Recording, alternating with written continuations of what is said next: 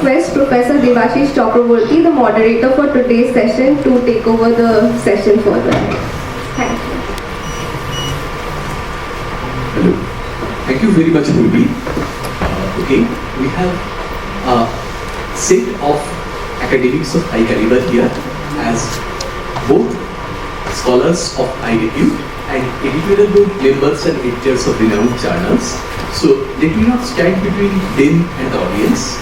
I will just shortly, briefly add that today in the world of publisher perish, we are in a interesting scenario where young scholars are increasingly writing papers, but they are finding lots of challenges, which I see from my doctoral scholars' life as well, which will be how to avoid the test rejection.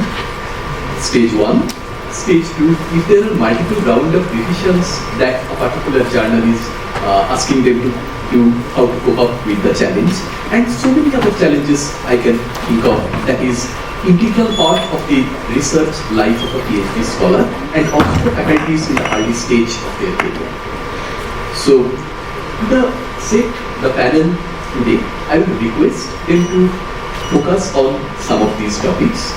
Ideally, we are having 1.5 hour time, but we have already some part into that.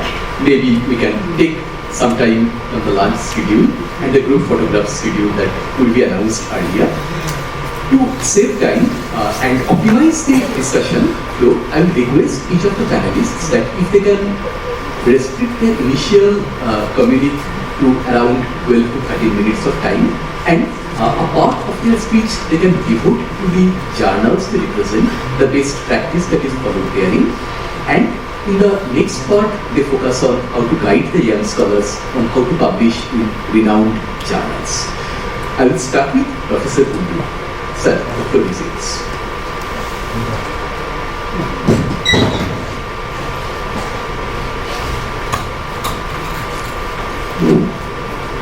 Very good morning to you all. I'm delighted to be here this morning because for scholars, this is a very important, I think, journey in terms of writing papers and publishing them in medical journals.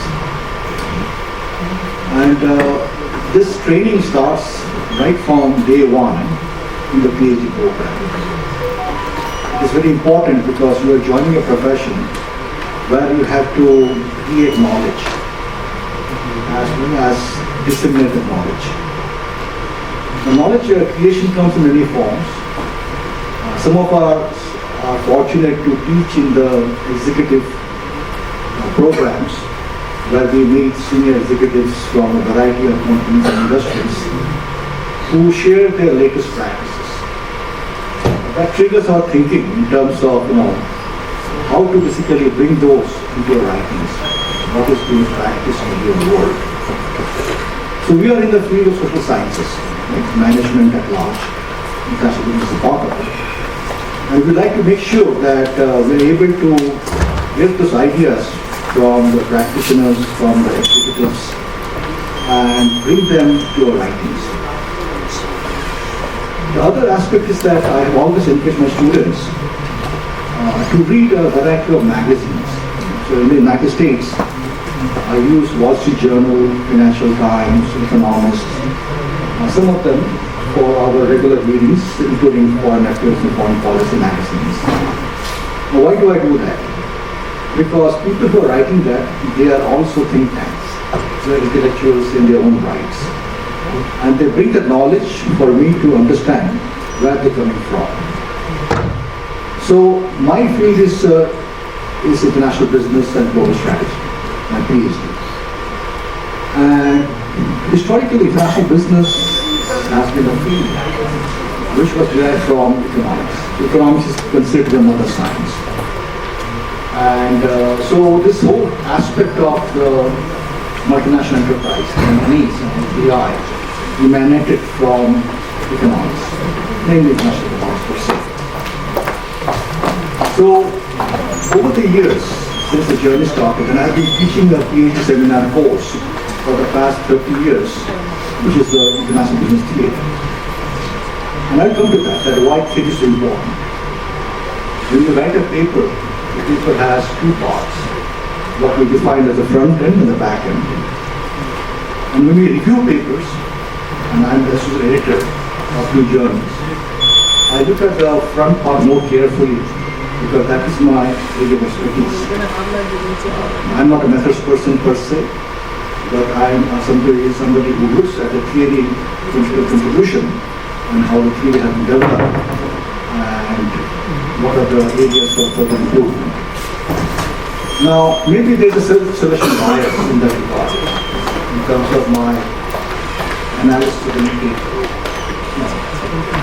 And so I make it a point that when I teach the PhD seminar course at FIIB, which is a 16 weeks journey, and we cover about close to 500 papers, 500 articles in the 16 weeks we have.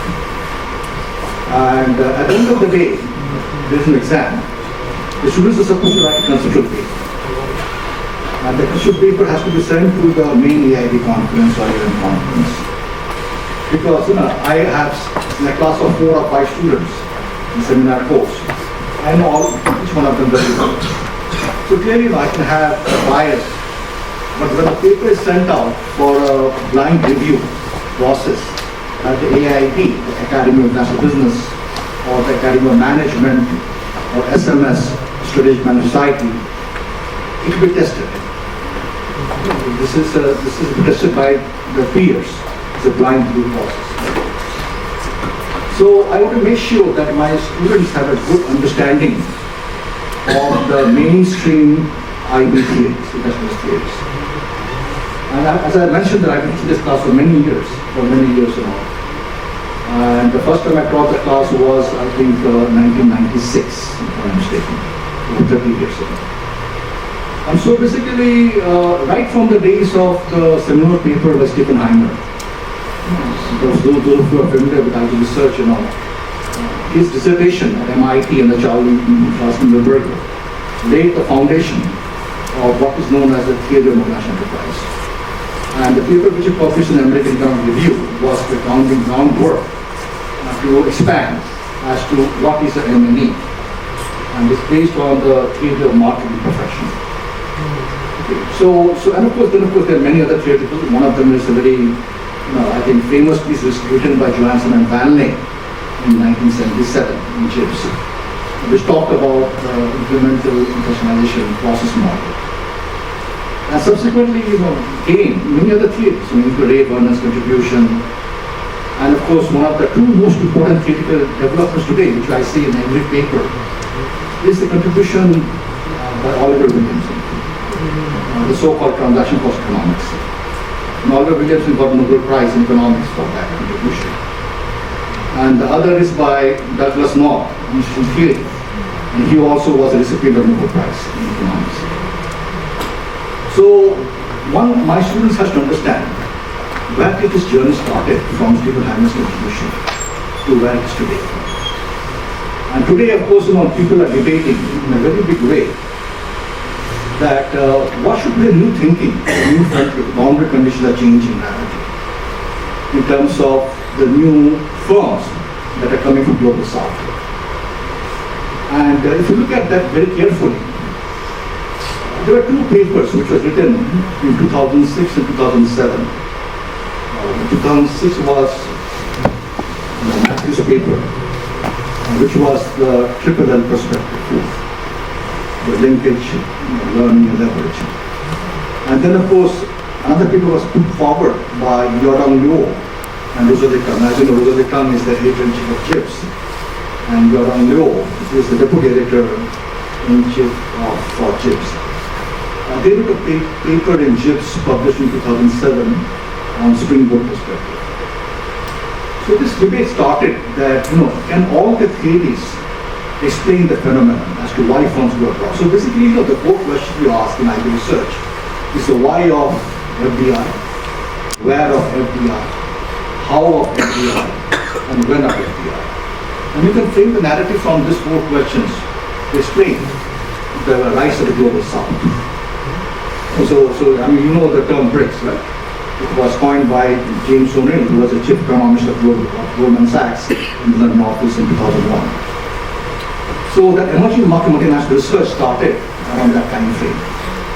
Because the question was what type of theories we need to explain the growth of this emerging market multinationals, whether from India or China or Brazil or Russia or other places. And of course, that debate still goes on. So people like Alvaro Pazura, people like Ravi Ramurthy, they have put forward their thought process, the rise of the global south. So, interesting thing is that you have to observe the real world phenomena, both at the country level, at the industry level, as well as at the firm level. So the macro, the meso, and the micro. And looking at the micro aspects comes a new frontier. So as I mentioned earlier, this IB research starts from economics.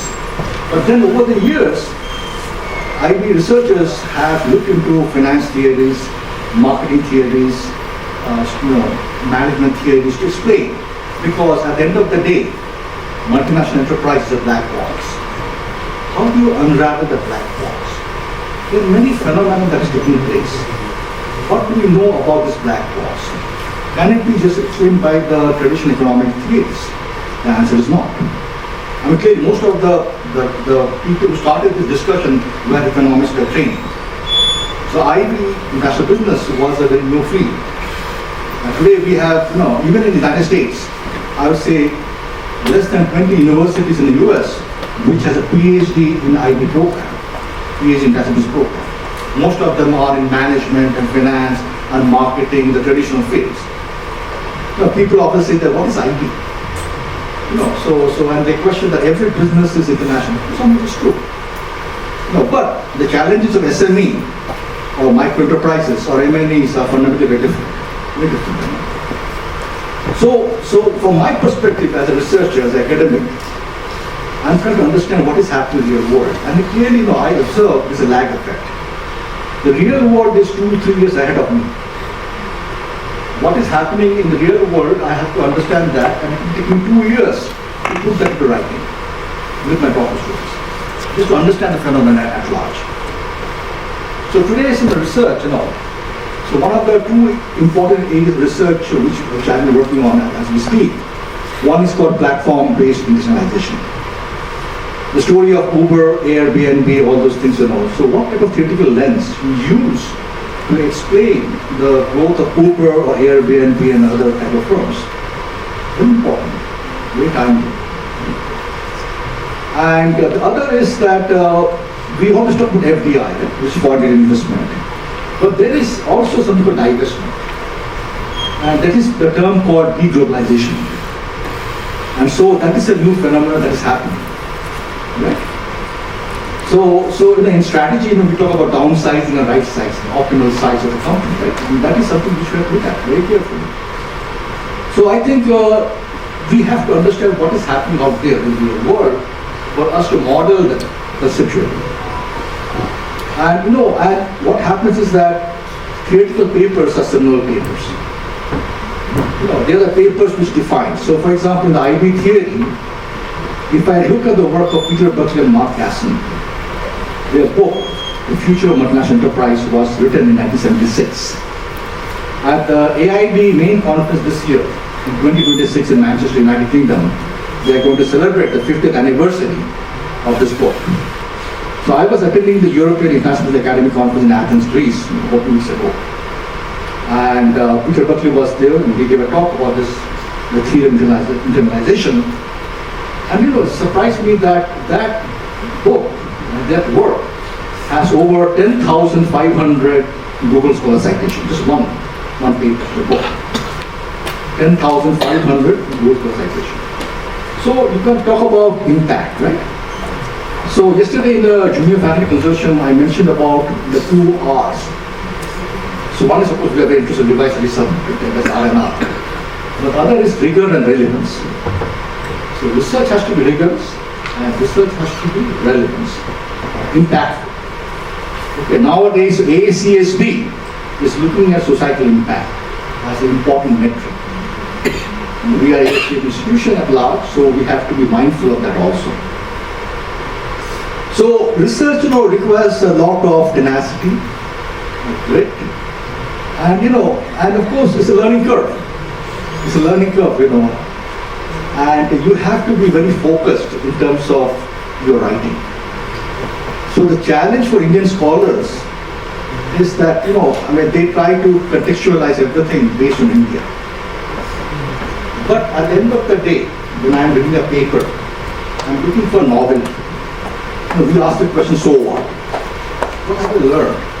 After reading a page or a paper for 30 pages, 100%, for me to review. It's a peer review process, and I spent 5, 6, 7 hours reading that paper. I'm trying to understand what is the storyline, what is the contribution. Has the authors made a theoretical contribution or a methodological contribution? In my experience, based on Indian scholars, they are very good in quantitative methods. What they have, I think, have a limited understanding, if that's the right phrase I'm using, is on the front end, the theoretical aspects. That is not there. Partially because they have not been trained to understand the front end of the paper. Okay, so the theoretical lens. So each of the hypotheses we are proposing has to be anchored in a theoretical lens. So I think this is a tough battle, in terms of trying to put out there a new theory, which will be very much India focused. Because most of the theories which we are using today are Western-based theories. I just gave you 2 primary examples. Institutional theory, which is used by a large number of people at a country level. And of course, then you have the transaction cost economics, the Oliver Williamson's type of work. Actually, and if you look at the work of Ronald Coase, Oliver Williamson, Boston Casson, you can see how the research was developed over time. Yeah, you can see that. So anyway, in my 30 years of teaching the IB theory course, it's a learning, and learning never stops. Many papers are written, and for example, when I look at inflation theory, we did a special issue in JIPS about a few years ago. So many aspects have been developed, and of course, in fact, we are launching a new journal, which I will share shortly. It's called the Indian Academy of Management Journal. And so there will be a mini special issue on international theory. People have contributed, from Ellen Verwege to Sahana, to Peter Butler, Mark Castle, and the right, for the mini special issue for the Indian journal. So I think it's important to understand that yes, every theory evolves with time. Okay. So these are some of my general observations. Now let me come to some practical issues.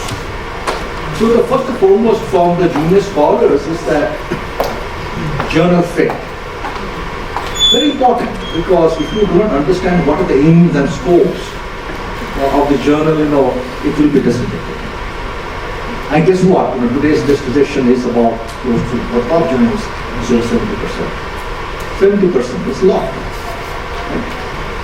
Then the other second point is about, as I mentioned, very mature theory development and contribution. And I'm looking forward to that aspect very much, because I want to make sure that if you're using India-based research, you have to properly anchor the research in an appropriate theoretical lens. And of course, today's research, as we talk about grand challenges, micro foundations, process theory, artificial intelligence, platforms, many aspects of it, very interesting topics. So that has to be carefully thought about and brought to the discussion.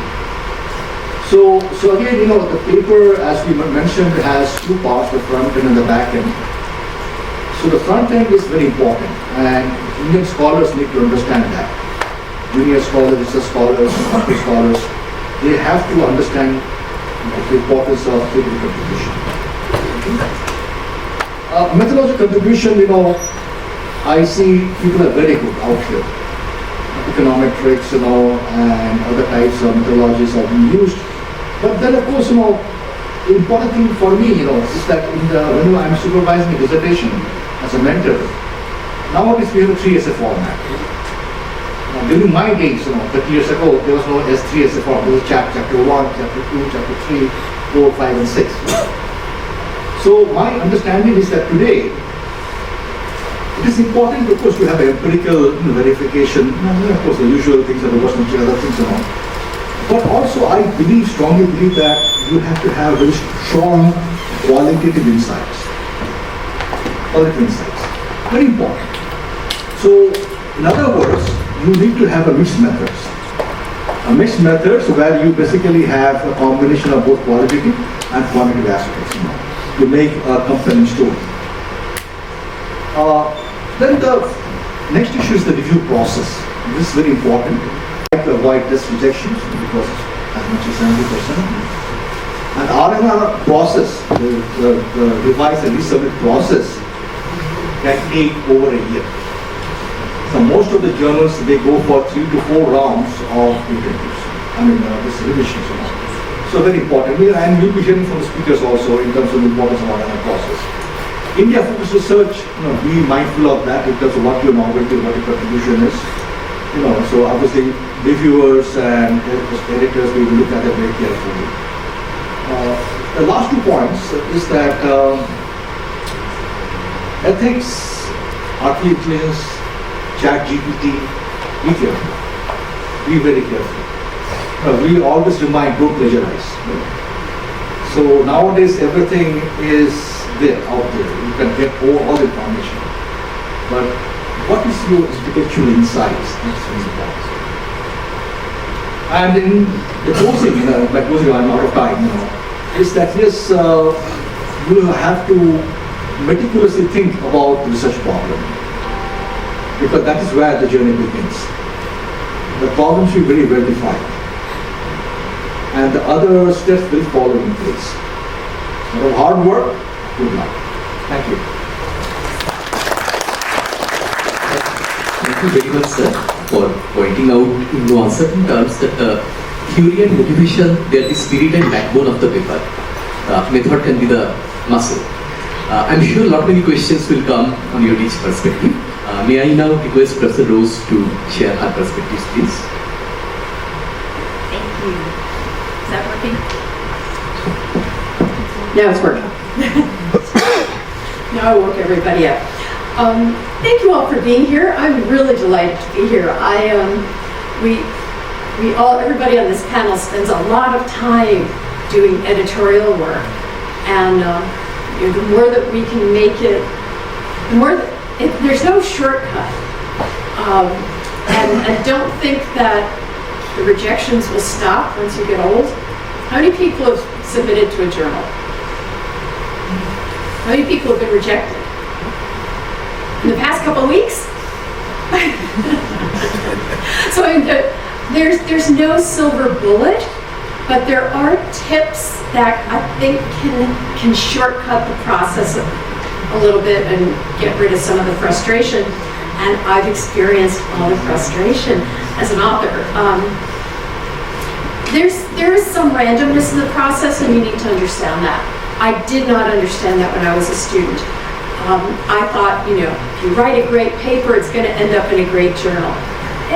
In the end of the day, when you submit a paper, you're writing to maybe 4 or 5 people, and they're deciding the fate of that paper in that journal. And it kind of depends who you get. My background is in quantitative research, and I crunch numbers better than most members of the Academy of International Business. And I always feel a little bit sorry for someone who gets me as a reviewer, because I'm going to find problems with that quantitative aspect that very few other reviewers for these journals will find.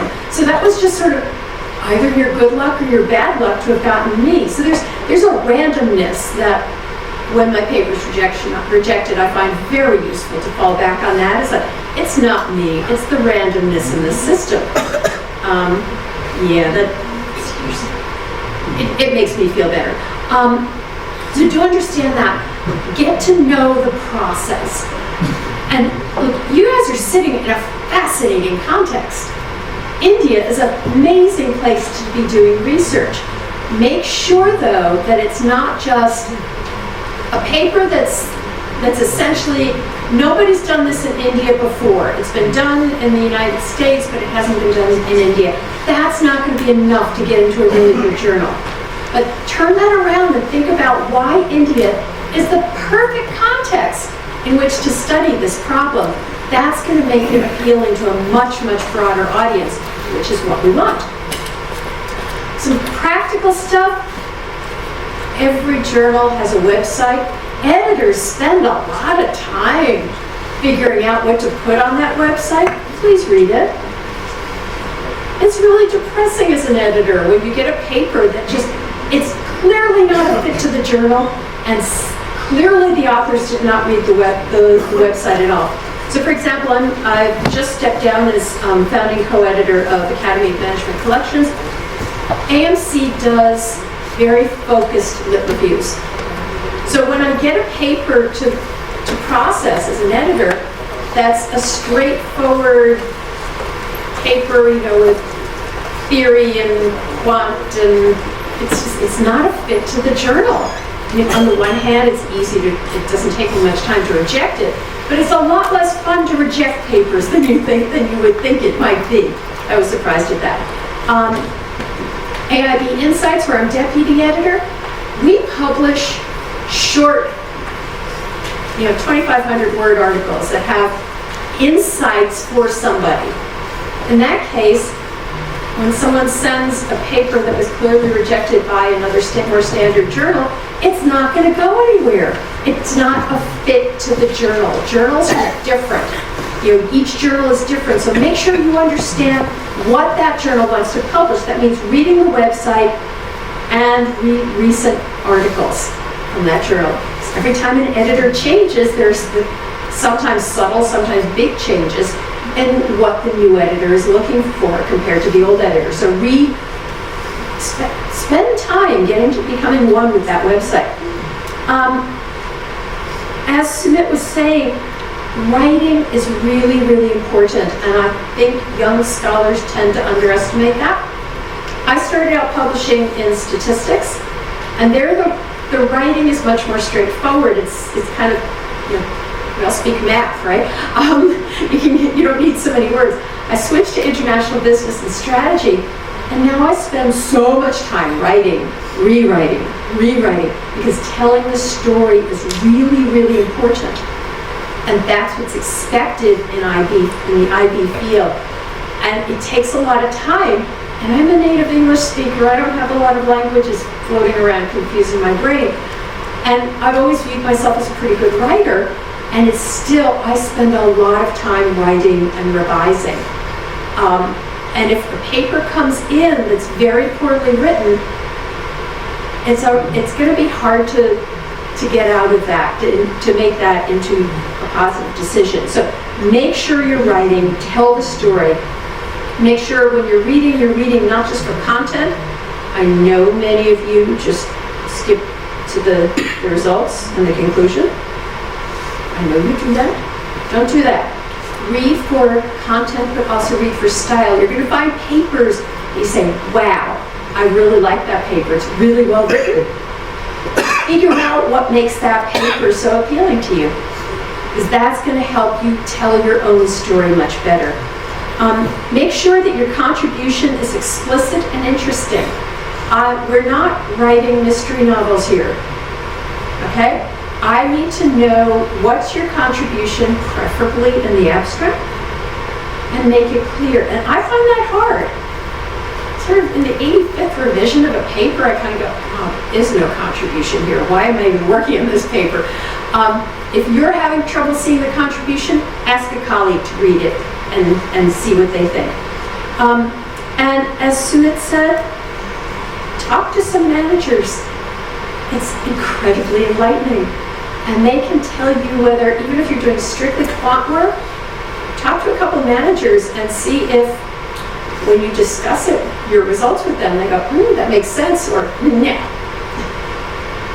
Because if they're saying, no, that doesn't make any sense, sometimes you can get statistical results that are significant, but they're not interesting or practical.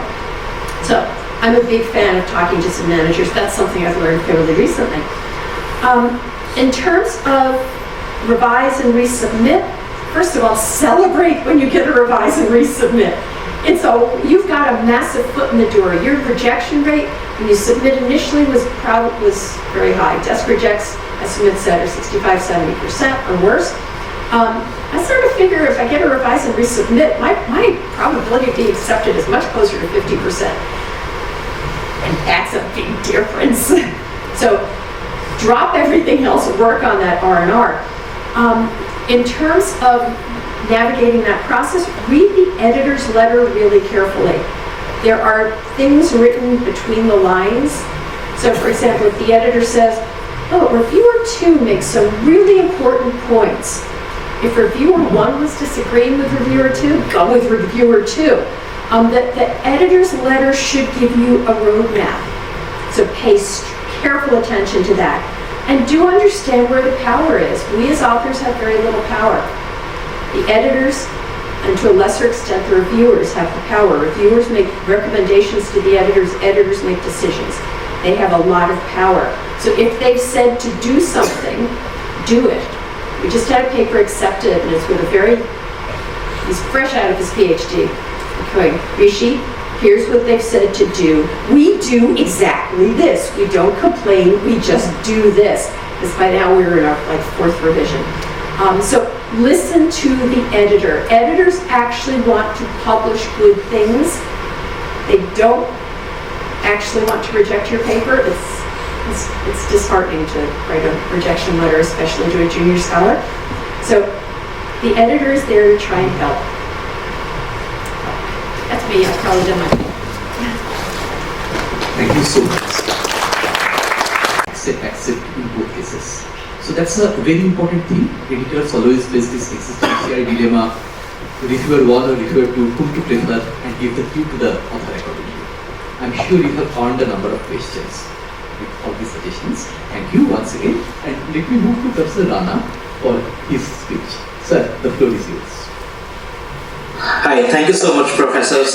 It's really very fascinating and good discussion going on. While IB on one side and the process of publishing the top tier journal is there, we all aspire to do that. We all dream for, and especially young scholars when they are getting to their scholarly journey, they keep a lot of hopes. Well, I would like to bring not the negative or darker side of it, but an important side of it, which probably any one of us cannot deny the way publishing industry is moving forward. And it is not just an individual's perspective, it's also multiple stakeholders coming at the same time, including gatekeepers like us or the publishers fulfilling their business ventures, or academic institutions that keep a very significant objective of getting accreditations, like highlighted by one of the colleagues. So keeping all this ecosystem into consideration, it is important that scholars understand both content, perspective, and process side of it. Well, my experience has been really a mix of everything. At some point in time, I think that content and quality is important, and if you hear from the editor's perspective, I'm sure all of us, we are saying to you, we need high quality, we need depth, we need good structure, we want you to follow the guidelines. I mean, none of us is going to tell you that any journal, no matter which tier it belongs to, if it is a significant journal, will compromise with the quality, will compromise with the novelty, will compromise with the depth, will compromise with methodology. Definitely not. And a good paper is going to be a mix of everything. So you need to focus on all of it. But at the same time, while I was doing the doctorate, I heard a story in one of the workshops like this. I just remember a bit of it, but perhaps I'll share. It was that there was a scholar who was arguing that who are better, fox versus dogs. And the arguments went on, and everybody was saying that, oh no, fox are better, dogs are better. But to prove his point, his supervisor, somebody who was at his back, was a lion. And whatever he was saying, that dogs are better have been largely accepted without any arguments. So what I'm trying to say is that it is important to keep high hopes, but it's also important to learn from where the world is moving, what way the world is moving, the kind of authors that are publishing into top tier journals, what is their perspective, and what is the importance of having that community. Because in my experience, I understood that journals host debates. And when they host debates, whom they would like to include in their debate is important. So there are two questions. The key questions are what they would like to debate about, and second is whom they want to include in their debate.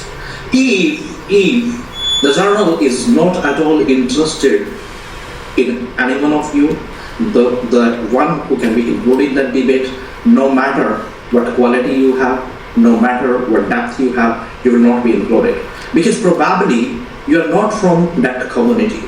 So one way is to get the citizenship to that community, you be a part of that community and then get into the debates. And second is that choose a community that offers you your type of members in the debate and start with them. So what I'm trying to argue or what I'm trying to say here is that other than the quality, there are many other things that are important.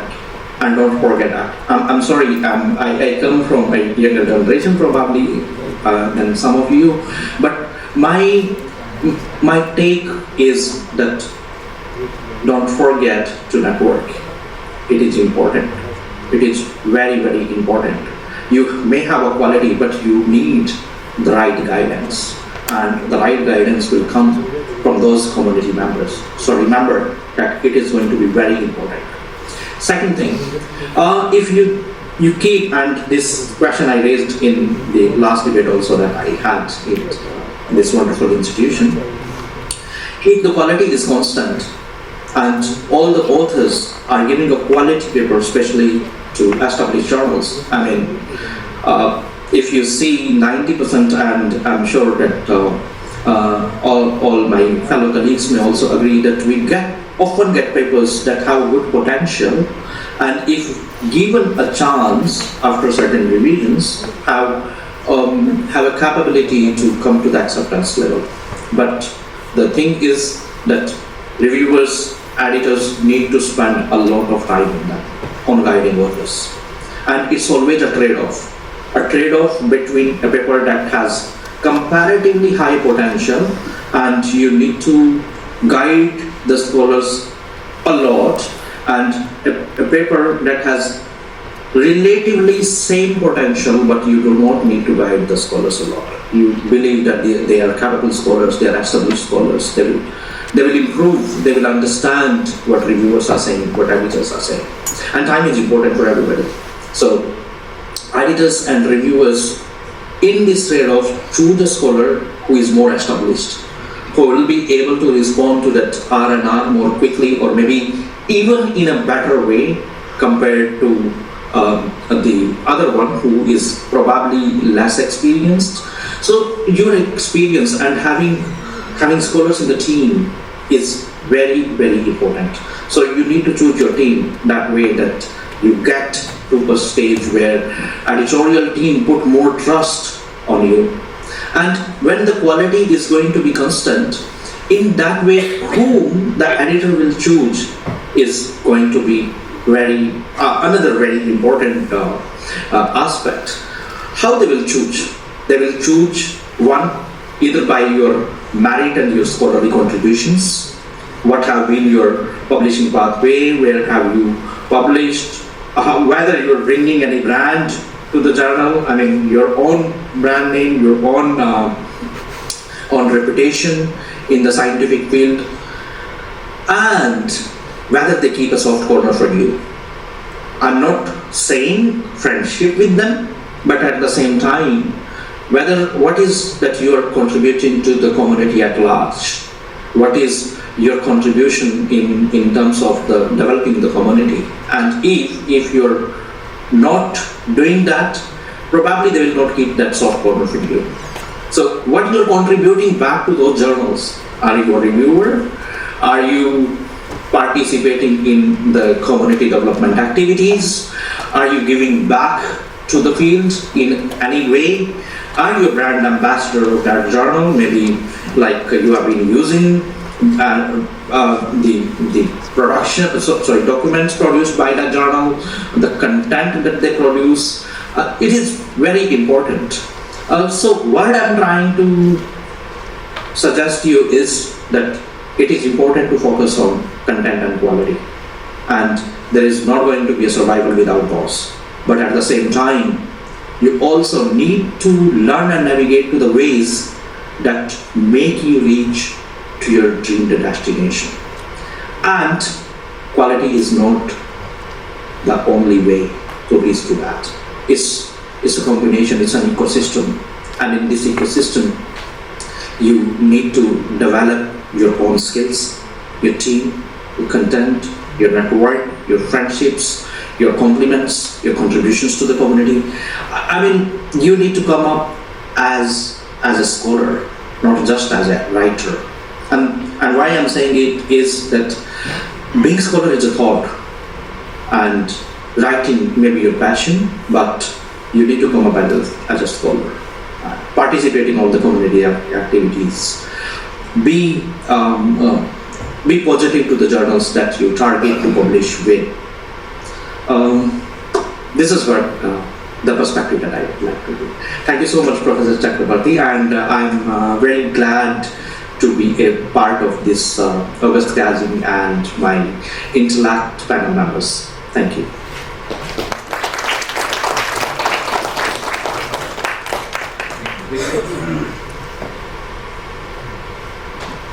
Thank you very much, Professor Rana. You brought quite a new perspective, the ecosystem, community development, network, in addition to quality, and I'm sure some of the scholars would take a note of that in their future course of writing, especially when you mentioned about being a researcher rather than being a writer. Again, I hope a number of questions will come to you once we go to the floor discussion.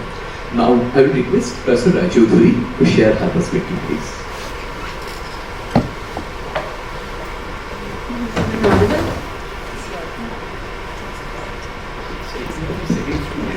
So, good afternoon, and I express my heartfelt thankfulness to the organizers of this conference, to my co-panelists. I took charge of this journal, Studies in Microeconomics, in 2018. So today it is Scopus listed, it is ABS listed, ABDC listed, and initially, yes, there was a lot of struggle from editor's point of view, editor-in-chief point of view, I'm just saying this. Finally, it is now a triannual journal. And let me talk about a little bit on the journal's overview, aims and scope. It's very important, as Professor Rose has pointed out, that from the author's perspective now, to read between the lines of the objective aims and scope of any journal that you submit, right? So about my journal, this journal has broad perspectives from three angles. One is theory, applied work. Second is policy analysis and debate. So this section is meant for mainly the practitioners who deal with a lot of data. So to give one example, maybe some scholarly work was done by, just giving example, by the largest port in India, in Navshiba port, a huge data, the time delay that was estimated, which is a very nice scholarly contribution because it has many economic repercussions. Because of customs and other delays, how much the time delay gets estimated. So not really the work is academic per se, but because huge data, which is confidential data to the practitioner, it was available. So that paper got submitted, and it was actually that trigger we came up with this section, policy analysis and debate, which has big takeaways for all the academic people, in the case of IB, international business, managers, practitioners, and for the academic community. So that is a section meant mainly for, not it is confined to, by the way, for the practitioners who deal with real-time data and have many takeaways in their contribution, research contribution. So now another part is behavioral and experimental research. So here, like for example, many fields are emerging in the AI and sustainability era, where sustainability is an issue, regulatory changes are also brought in. Farms are looking into sustainability issues very meticulously. So in the era of AI, trade disruption, sustainability, it's very important to deal with experiments run in labs with real-time data. Psychology is definitely involved very much to understand if economics is the mother, psychology maybe is the father in contributing to the field of social science. So this behavioral experimental research is a broad section, at least in my journal, where I think lab-based experimental works need to be nicely written, and there are many papers actually I'm getting in this area. So broadly this is about the structure of studies in microeconomics, and this is confined, not really confined to the field of economics, because there are multidisciplinary approaches, like for example marketing. Marketing has a big overlap with economics, dealing with the understanding the consumer psychology, and finance also has a big overlap with microeconomics, how the firms are thinking from financial strategy perspective. So not really this is confined to economics, but of course studies in microeconomics is after all economics. Now coming to the point, which I think is very important to understand, desk rejection. So see, I'll be very straightforward here, that the editor's job, and so is the job of associate editor, is a thankless service. So we put a lot of effort, wholehearted, honest, sincere effort, finding time out from our busy other schedules. Teaching, research, all administrative duties are all our duties, okay, wherever we are working. Having said so, when a paper we get that in the EIC desk, which is not really going well, not a good fit of the aims and scope and objective of the journal, a temptation comes to outright rejecting that paper. Second thing is that when we find that the methodological rigor maybe is there, but the contribution to the literature, the strand of literature, is not really clearly written, or it's not a good fit in that sense. But the methodological rigor is very much there. So a temptation comes to desk reject. Though with little sympathy, because methodological rigor is there, and many a times it is at least sent to the associate editor maybe. And now thirdly, the motivation and the fitness in terms of the strand of literature is very much there, but the methodological, immediately what I do at least is to see the abstract, then glance through the motivation and the introduction to see where it gets fit in the strand of literature, and then to the methodological rigor. So if methodological rigor is missing, though the introduction is nicely written, the problem is very interesting, then there is a temptation to reject it, desk reject it. And then finally how it is written. So these are the main pointers I would like to share with the young PhD scholars maybe, that see the goodness of it, the aims and scope in particular. Second is, after all, these are, by the way, marketing terminologies that I will be using now, selling and packaging. You know that there is a methodological rigor there, you know there is a contribution, there is a clear-cut problem in the strand of literature where you are wanting to contribute, okay. But the selling and packaging aspect, what I mean by that is that the motivation is not clearly written. Why should a reader read at all your work, right? So some kind of chain linking paragraphs should be there so that the reader has the curiosity to move on to the next paragraph, right? To move on to the methodology. So it should not be abruptly linked, right? So the introduction is there, but you are jumping to the data and methodology, which the missing link are there. Okay, so you have to really pay good attention to how to package and sell your paper. These are marketing terminologies though, but this is very important. Now, if the editor quickly or the associate editor or maybe the reviewer is finding that link is not well established, so it creates temptations to reject or maybe come up with very harsh points in the review comments. Okay, so these are some pointers. Now coming to the point, the conclusion. Many a times I find that the conclusion is an extended abstract, which is not done. So conclusion should highlight the policy implications, the takeaways, which are not really, you are not in a position to write all these things in 100 and 150 words, an abstract, which should be very, very precise and concise. It should be there, the abstract, but conclusion should mention the limitations as well of the paper, right? So maybe you have some thoughts to carry it forward later on with some other collaborative research work. Okay, so some takeaways are there for the policymakers. You can write one paragraph, okay, in the conclusion, extending the basic contributions, and that is how the conclusion should be written. And now coming to the point of revise and resubmit. If you are really, really lucky that you are getting this opportunity to revise and resubmit. Okay. Now, don't take it very lightly. I understand after quite a number of multiple rejections, maybe these opportunities you would have received. Okay, but revise and resubmit, maybe from 3 reviewers it is coming, along with the editor's point. Okay. And the associate editor's comment. Do not underestimate any comment, you like it or not. You have to very, very politely address that.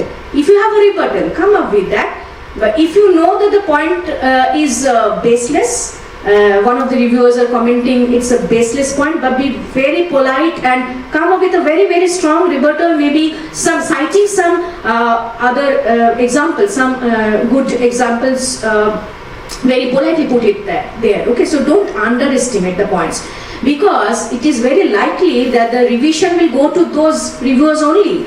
The editor will choose those reviewers only. So if human feeling after all, right? So we can't deny that. So be very polite and address each and every comment. Okay. Now, one strategy I can mention is that suppose you are submitting to journal A, okay, and you have supposedly gone through the overview, aims and scope, everything. A little bit of understanding of the editorial board is also very important. Write your cover letter to the editor very, very carefully. If possible, Professor XYZ, write it there instead of writing their editor. This works. So that is why understanding the editorial board, who all are the editor-in-chiefs, very important to have a clear idea. Second thing is that you suppose you have chosen journal A. If possible, if at all there are overlaps, cite 1 or 2 papers in that strand of literature. That works. Now, if there is no link, no connection in the area you are contributing, it's a new field, you want to submit in that journal because it comes under the aims and scope, but not really many papers have been submitted or published in that journal, don't stretch it like that, okay. But if you find some citations could be made, it's a good strategy to come up with a citation.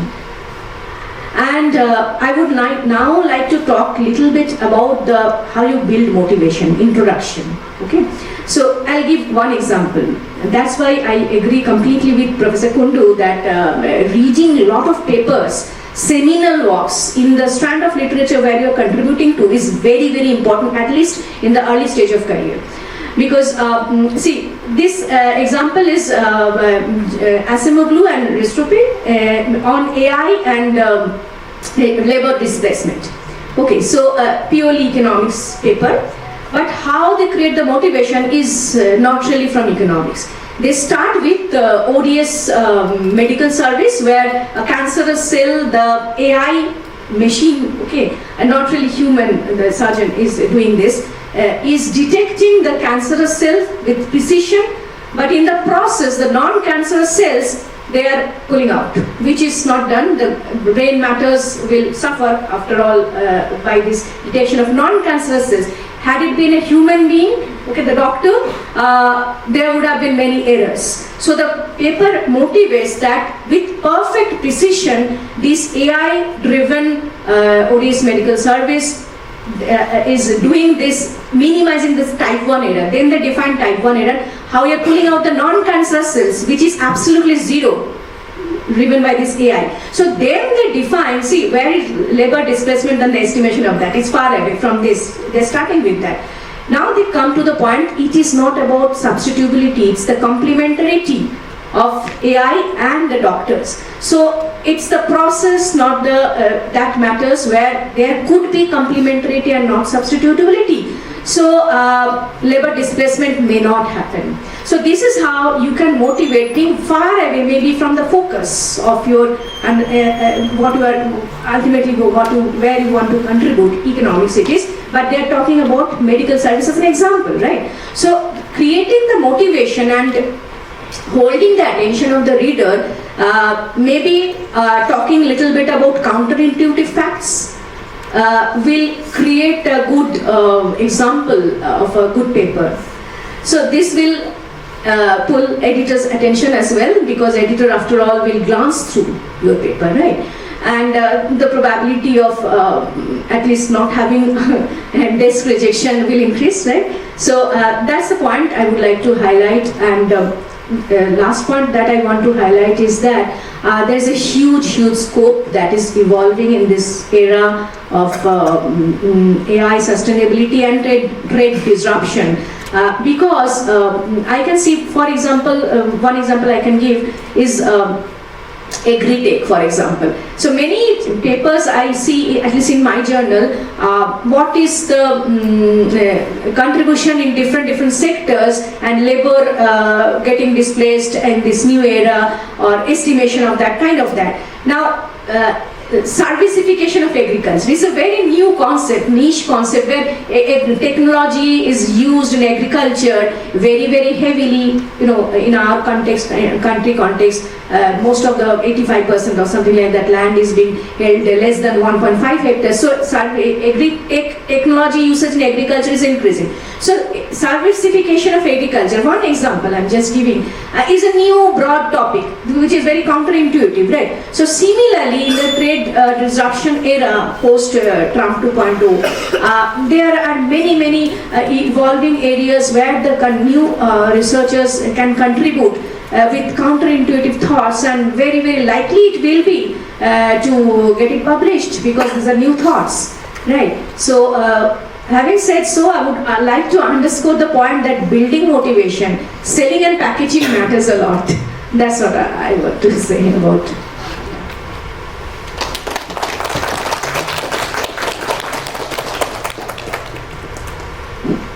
Thank you very much, Professor Chowdhury. Introduction and conclusion, the importance of that. In fact, one of the IMI journal, Global Business Review, we have seen, they have given the sub-themes actually towards the end, so that like the way the extended abstract problem can be avoided, and the limitation and other parts clearly can be spelled. That definitely should be one approach the young scholars must follow. So let me move to Professor Bhattacharya, last speaker in the panel. Sir, the floor is yours. Okay, so speaking last has many advantages. One of them is that most of the points that need to be made are already made, so I won't waste my time a lot. But I like Professor Rose's word, randomness. And whenever you get a rejection, there is a high probability that this is due to this randomness factor. Fooled by randomness, as Nicholas Talley would have said. And but the other point is, so you cannot eliminate that randomness. And 3 or 4 people or 2 people deciding the fortune of your paper, that is not very fair to the author who spends a lot of time writing.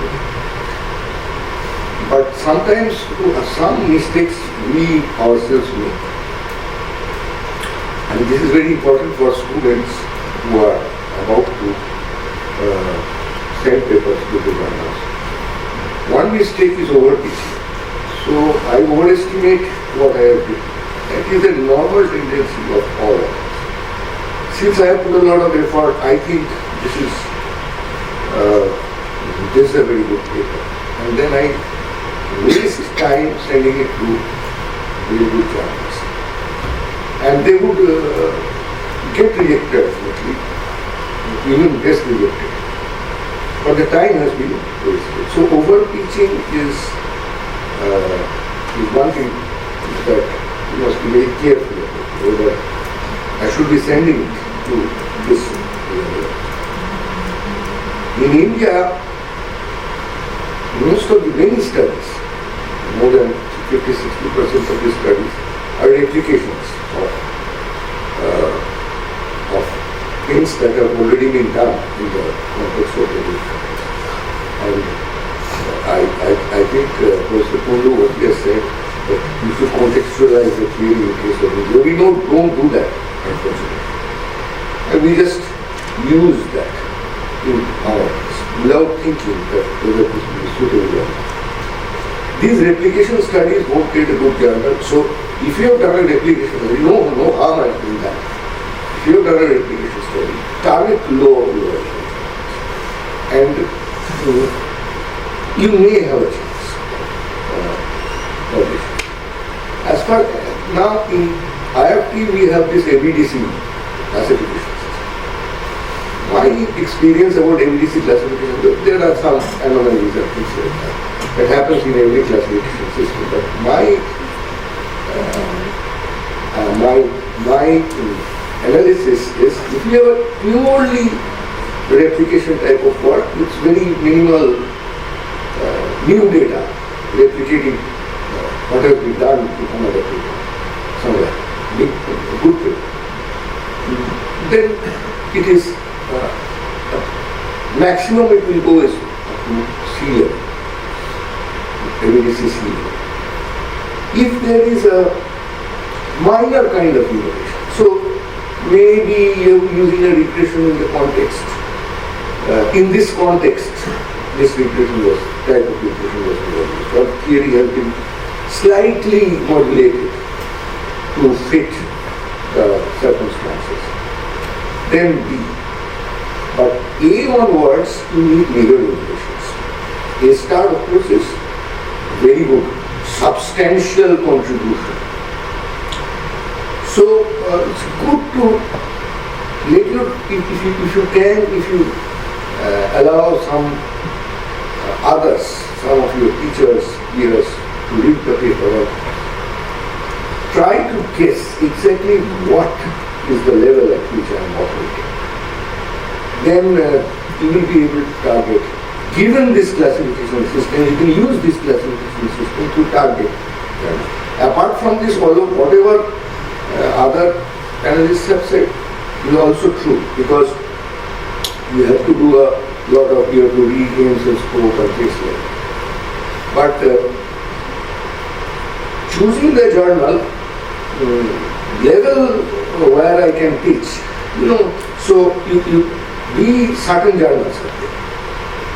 If you place your paper in a B kind of thing, then you already have a list from where you can choose. This helps sometimes in choosing.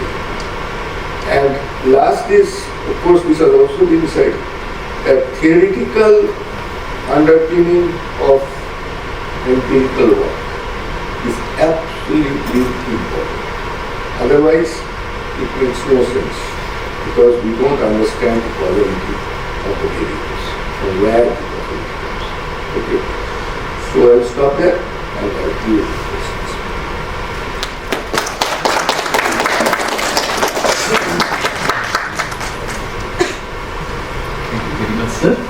particularly the point regarding the overpitching, the replication and the target setting of the journals. Now the floor is open. We can go for 15 to 20 minutes of floor discussion. We have saved some time thanks to the panelists. Okay, I must say that if you're asking a question, you must indicate which panelist you intend to ask the question to. Professor Bhattacharya was mentioning about the advantages of being the last, but there are disadvantages as well. If you are not specifying the person, you may have to answer all the questions. Okay? Okay. Please indicate which faculty you are intending to answer your query. The floor is.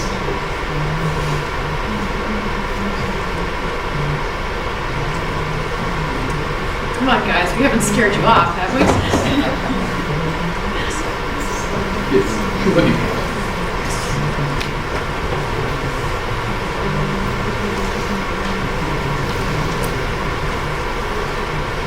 Hello. My question is to Elizabeth ma'am. The thing is that randomness and overestimate, two terms I have known today. So that I understand. But that while publishing, selecting a paper for a journal, like through recommendation system, I have got 3 recommendations. One is A, one is B, one is C. Now I am limited by my knowledge of where to submit. So can you guide me? Because that is. So, for me? Yes. Okay. I'm a New Yorker, I have a big mouth, so I usually don't use a microphone. I think, so you've gotten recommendations, if your paper's been rejected, congratulations. And then you've gotten recommendations from the system. I think I would look at each of those. I would tend to, I think the sir's point about not overselling your work, not claiming you've developed a whole new, not that you're doing this, that you've developed a whole new theory of management, because frankly, very few of us are ever going to do that. But being realistic without underselling, I will tend to, if it looks like that a journal is a potentially good fit for the paper, I would try to polish it up for that. Because you don't want to oversell, but you also don't. We have one paper that ended up in an ABDCA journal. I actually think it had a shot at an A star, but it was my student's work, it was from his dissertation, and he felt much more comfortable sending it to this A journal. And it got published, and that's great, and it's been great for him, but there's always this nagging thing in my head that says, we could have gotten that in an A star. So you don't want to undersell, but look at each of these journals, and there's also nothing that says that you need to submit to those journals. So think about, look at what journals are you citing? That's a good suggestion about where your paper might fit. But look at each of those journals and see where you get a gut feel for where's a good fit for my paper. And even if it's an A, and you're probably going to get better feedback from an A than from a B. That's not always the case, because some journals are quite developmental. We all say we're all developmental, some actually are.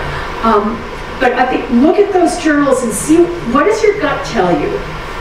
Which is the best option? Pardon? What does your gut tell you when you look at those journals that were suggested? Think about which looks like the best fit for your paper. Actually, what I look for is the acceptance rate, as usual. The thing is that in A category papers, I am getting acceptance rates around 20%. So again, in B category, what I am seeing is acceptance is almost around 60%, 50%. So that is the thing we do. But I know that there's a lot more overlap than what you think. Okay, so A stars, the top journals accept maybe 5%. So those are just a hope and a prayer for anybody. I'm a co-editor of Review of International Business and Strategy.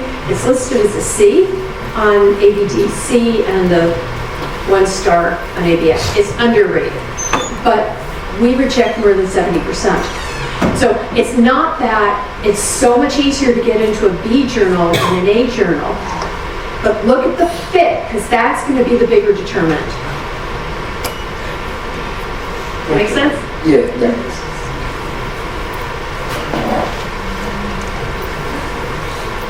In any case, I think the suggestions are mechanical. The suggestions are made from the. So I won't give too much importance to suggestions given by. I should do. That's actually a really important point because they'll all be from the same publisher. So they're trying to gin up submissions to their own journals. Thank you, excellent panel. I have a question which is slightly tricky. So you submitted a paper to a journal and they're taking a lot of time giving feedback. What is the optimal time, do you think, to withdraw the paper? I mean, despite repeated reminders, the editors haven't got back to you.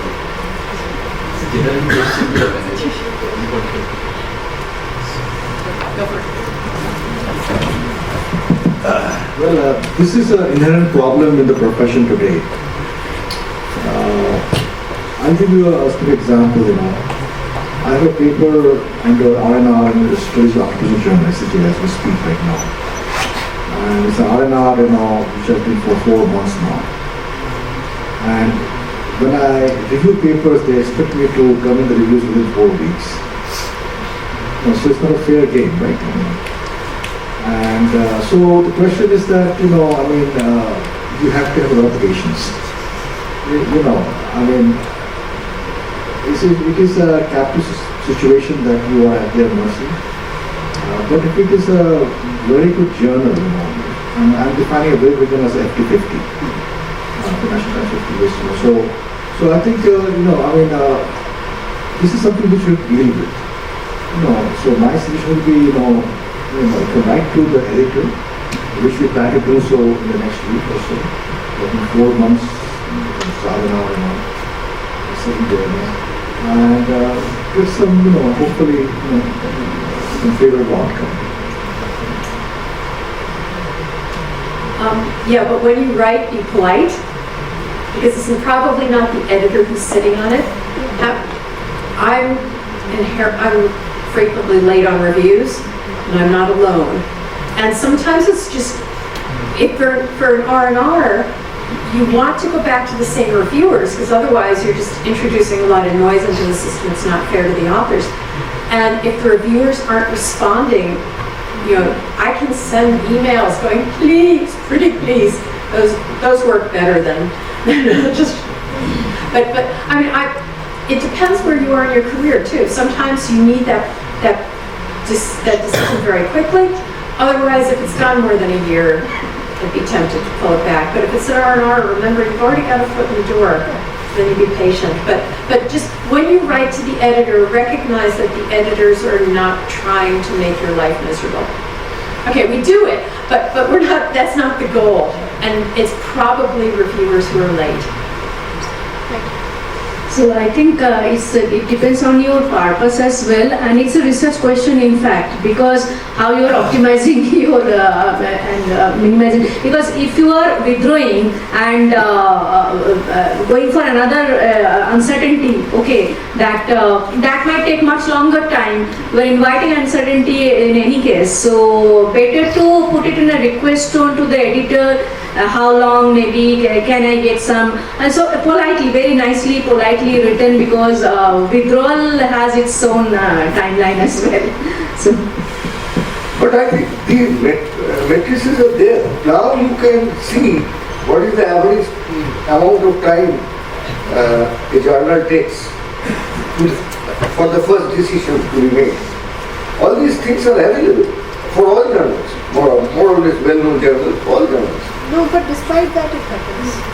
That's Oh, average. despite that. So then you are unlucky, because the average is that, and you are unlucky. In that case, as she said, if you withdraw and send it to another one, before test rejection it will be lying there for another one. So maybe you have to write polite letters. That's the only way. But I have found that these matrices are very useful. First review, how much time, and these things are, a lot of transparency has come. But the other thing is changing reviewer. I one set of reviewers give you a review, and then the next, maybe they did not agree to see the revision, sent to someone else, and he says something completely different. This is very unlucky. Maybe the first set of reviewers were much, you could do the review. But the second set is saying is impossible to do that. So these are the kinds of randomness that she is talking about. I mean, you cannot avoid these things, but these are very unfortunate things that has happened to me as a author as well as a editor, because many times we could not send it to the person who had reviewed it. Professor Rana, any response from your end? What should be the optimum time for withdrawing a paper? Hello, sir. Usually there is a such standard practices like all of us said, but it usually takes six to 8 months. Like if you talk about FIIB business review, the entire process takes 6 to 8 months.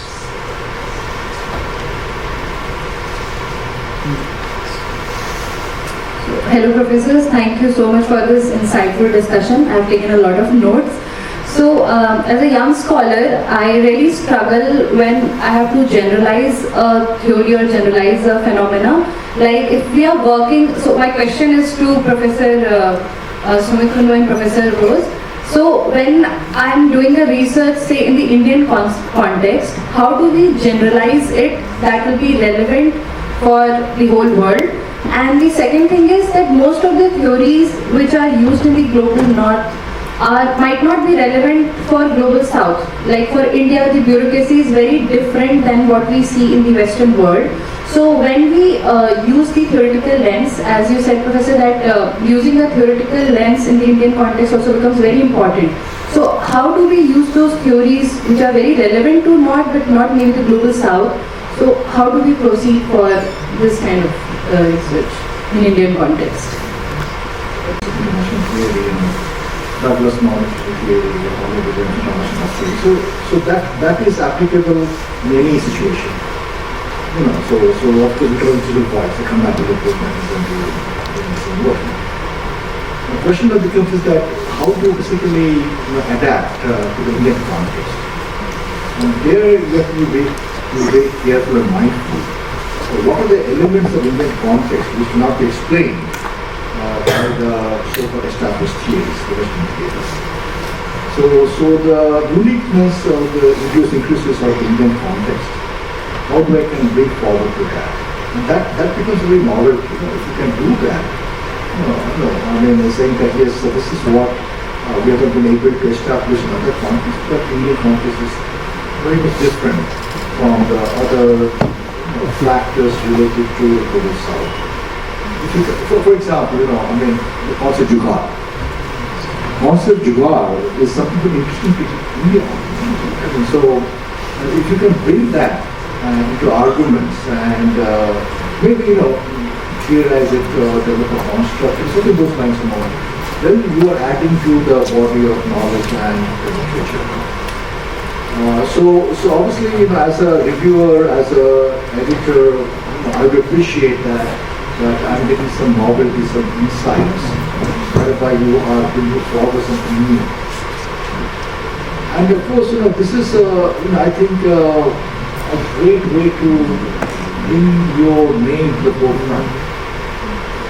So if there is a way, as an Indian scholar, as a research scholar, as a PhD student, you can develop those ideas, which has not been put forward or tested.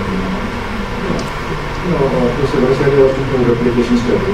This is true, very true that most of the established theories which we have used, research are replication. I mean, we're taking the process from there at the firm level, at the industry level, at the country level. But it is a way to go beyond that. And we have to discuss about micro foundations. I think that is something which again may create a new perspective. What is the the mindset, the psychological behavior, the sociological aspects of India? So if we are looking at the micro enterprises versus small and medium and large enterprises, how do managers behave? What do they think? Right? So I think, I'm looking at a paper which talks about entrepreneurial anxiety. In the Indian context, it's a new thing that we are looking at very carefully. So we have talked about entrepreneurial orientation in the literature, in a big way. But is there something called entrepreneurial anxiety which basically leads to way the managers make decisions? So obviously, it is a learning process. And I think, given the research question, what you are trying to look at, I think there is an ample opportunity for you to make a contribution if you can develop some good ideas.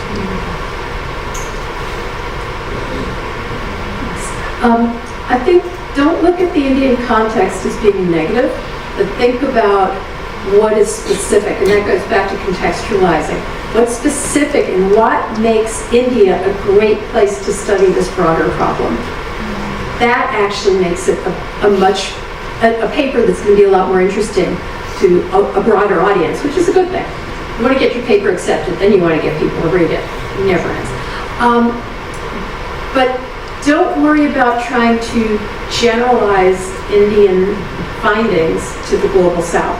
One of the things that drives me mad, because I do a lot of stuff, I review a lot of stuff related to emerging markets, and you get a paper that's strictly about firms from China internationalizing, and there's invariably a sentence in there that says, oh, well, this is applicable to all emerging market firms. No, it is not. The Chinese institutional and business context is so different, whereas the Indian context is actually much more similar, just conceptually, to an awful lot of the firms that are emerging and developing, however we want to call them. But you don't have to be making a point about all the, about 100 countries in the world. Just think about what we've learned from really understanding this context, how this theory functions or doesn't in this context. And that'll be enough, I think. Thanks a lot. I think we have time for just one last question. We have already crossed the time. Yes.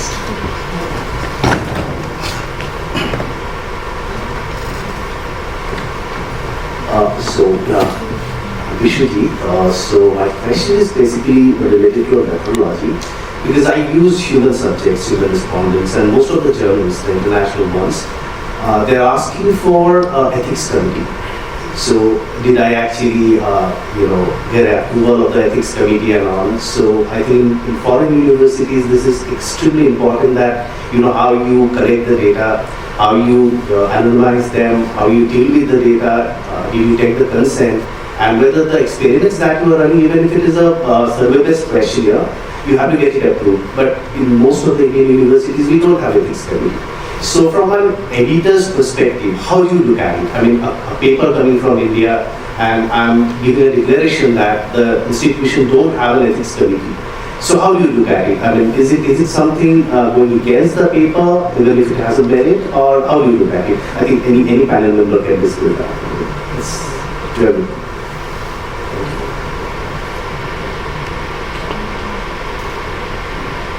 This is the first school I've heard of that doesn't have an ethics committee. So I didn't realize that this was a big issue. I think if your school does not have an ethics committee, then I think if you make an argument, particularly in the letter to the editor, which is really important, people read those, that my school does not have a formal ethics committee, but here are the steps I've taken that are consistent with high ethical practices, I don't think that would be a problem. But make it very clear. Let me add one more thing. So in the North American context, US context, so we are undertaking a major project in India as we speak. So we have the Institutional Review Board, IIFT. IIFT has to approve in terms of what subjects. So they look at IIFT very carefully, and once they have approved it, then we are going and do the review interpretation. So that's very important. The other aspect is that nowadays many journals, they are asking for data. They are saying that you want to get your data independently, they are going to run those models. There has been cases of data projects, data action also. I'm aware of a few cases now. So I think be aware of that. All the good things we will ask for this data and they will do an independent verification. Thank you very much. Now I think we are coming to the close of the session. Please join me in thanking all the distinguished academicians and editors and editorial board members of the renowned journals who made this session a grand success. I'm sure some of the questions the young faculties and doctoral scholars had been very effectively answered. Once again, thank you so much. Thank you so much for you two, Professor, for moderating it so well, and thank you so much to all the panel members. Bye-bye. Thank you so much to all the editors, your guidance and the important notes that you have shared with us. It's always a privilege for us young scholars to note these things. Specifically, we learned the new 2 hours of research today, that is rigor and relevance, and the importance of how to reply to reviewers' comments, writing the cover letter. Thank you so much, professors. I'm sure this is going to help all the upcoming budding scholars.